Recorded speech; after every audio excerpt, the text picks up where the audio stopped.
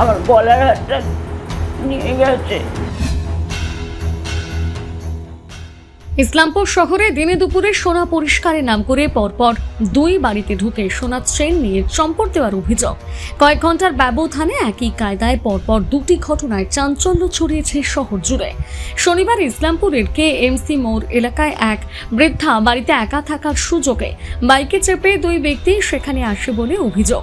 সোনা পরিষ্কার করে দেওয়ার কথা বলে তারা বাড়িতে ঢোকে, তারপর বৃদ্ধার কাছ থেকে সোনার চেন নিয়ে দ্রুত বাইকে চেপে পালিয়ে যায় বলে অভিযোগ। এর কিছুক্ষণের মধ্যে ইসলামপুরের লেকটাউন এলাকাতে একই ধরনের ঘটনা ঘটে। সেখানেও বাড়িতে একা থাকা এক বৃদ্ধার কাছে সোনা পরিষ্কারের নাম করে দুই ব্যক্তি পৌঁছয় বলে অভিযোগ। সেখান থেকে সোনার চেন নিয়ে চম্পট দেয় তারা। পরপর একই কায়দায় দুটি ঘটনায় ইসলামপুর শহরের বাসিন্দাদের মধ্যে আতঙ্ক ছড়িয়েছে। খবর পেয়ে দুটি ঘটনাস্থলে পৌঁছয় ইসলামপুর থানার পুলিশ। ঘটনায় তদন্ত শুরু করেছে পুলিশ। ইতিমধ্যে এলাকার বিভিন্ন সিসিটিভি ক্যামেরার ফুটেজ সংগ্রহ করা হচ্ছে। ফুটেজ খতিয়ে দেখে অভিযুক্তদের শনাক্ত করার চেষ্টা চলছে বলে পুলিশ সূত্রে জানা গিয়েছে। এই প্রসঙ্গে ভুক্তভোগী আরতি গুহ মিত্র বলেন, আমার গলার হারটা নিয়ে গেছে। কিভাবে? ও এসেছিল ওই আমার গলাতে আমি খুলতে দেরি, আমি ধরেছিলাম চেপে, কিন্তু কেমন করে যে ওটাকে চেঞ্জ করে কি করলাম যে বুঝতেও পারলাম না। কিভাবে ঢুকলো ওরা ঘরে? ওরা ঘরে ঢোকেনি, আমি ঘরে ঢোকার প্রশ্নই নেই। বাইরে সিট নিচে ওরা ছিল। আমি কলিং বেলের শব্দ শুনে গেলাম, গিয়ে দেখলাম যে কি কাকে চাই। তো বললেন না, আমি আপনার সাথে একটু কথা বলি। আমি যে ঠিক আছে বলো, আমার সময় নেই এখন। কেন যেন আমার মনে হচ্ছিল যে খুব একটা সুবিধে হবে না নাকি, বাবুটাও বাড়িতে নেই এখন, আমার শরীরটাও ভালো না। তো আমি তুমি বলো, আমার দাঁড়ানোর সময় নেই ভাই, আমার অনেক কাজ আছে, বলো কী বলতে যাচ্ছ। যাই হোক, এটা আপনার স্কিনে লাগলে এই অ্যালার্জি হতো। আমি যেন দরকার নেই আমার, তুমি যাও। বলতে ও যে আমাকে টান দিয়েছে।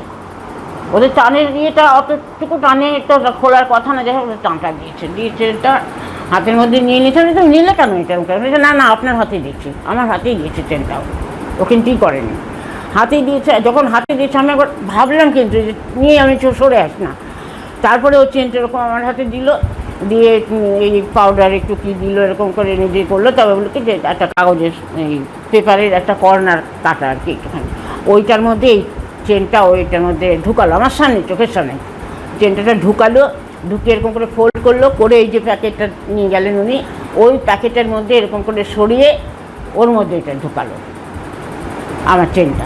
ঢুকিয়ে এটা বন্ধ করে যে অনেকগুলো পিন করে আমার হাতে দিয়ে বলে 10 মিনিট এখন খুলবে না। আচ্ছা না আমি এখনই খুলে দেবো, কী ব্যাপার।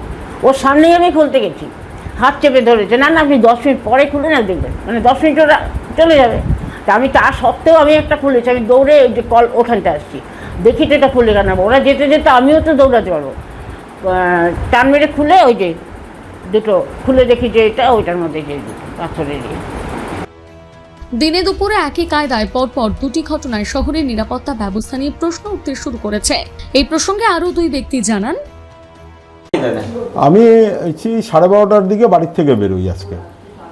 ওই শ্বশুরমশাই অসুস্থ বলে ওয়াইফ আর ছেলে নেই, ওখানে আছে। তো তারপরে হঠাৎ করে আমাকে ফোন করে পাড়ার থেকে যে এরকম বাড়িতে মার গলার থেকে সোনার চেনটা নিয়ে যায়। ওই মা বলল, দুজন আসলো, এসে মাকে বলল যে এই সোনা পরিষ্কার করব, আরও কিছু প্রোডাক্ট দেখায়। মা গলার থেকে সোনার চেনটা নিয়ে ওটা পরিষ্কার করার চেষ্টা করে। মা ধরেই ছিল, যেহেতু মা একটু অসুস্থ, ফলে ওই সময় করতে করতে এসটা খুলে যায়। ওই যখন মা ধরে আছে আর এই করছে এই করে, তারা একটা প্যাকেট দেয়, বলে এইটা আপনার সোনার চেনটা রাখুন, 10 মিনিট পরে খুলবে। মা সাথে সাথে খুলে এই কথা হতে হতে ওই গলির থেকে বেরিয়ে যায়।